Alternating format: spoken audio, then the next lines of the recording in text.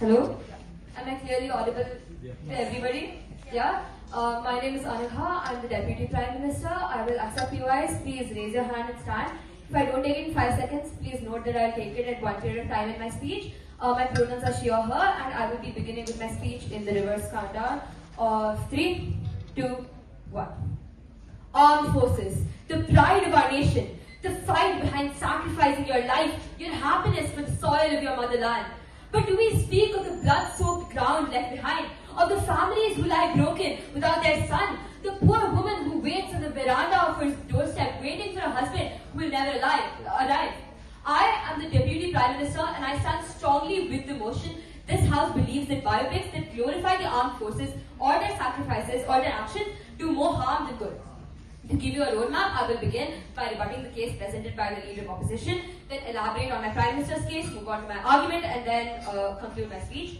So, firstly, Opposition, I would like you to take a look at the motion. We do not deny that biopics do good in extremely improportional amounts that cannot even be compared to the harms that it does, but good nonetheless. We simply believe that it does a lot more harm than good, as in the motion itself. Opposition also needs to realize that national responsibility can be cultivated with biopics that highlight the whole story rather than falsely glorifying the life of a soldier.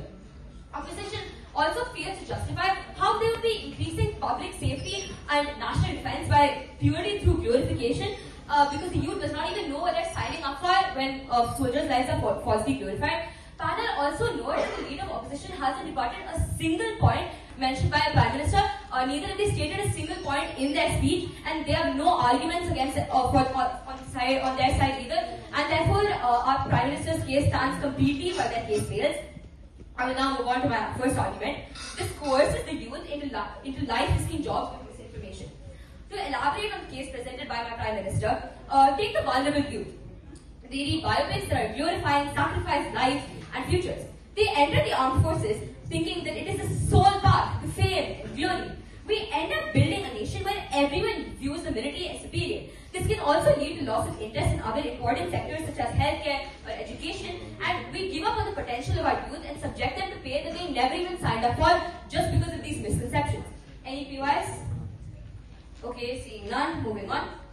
Secondly, biopics that glorify the armed forces obscure war's human cost and hinder veterans' care. The general public views veterans suffering emotionally, mentally, and physically as strength and toughness in general. Media never portrays the fractured families or the broken minds. There is always delayed coverage of veterans' PTSD or post-traumatic stress disorder in mainstream media and press. Studies also show increased post-traumatic stress disorder rates among veterans whose service is relentlessly heroicized.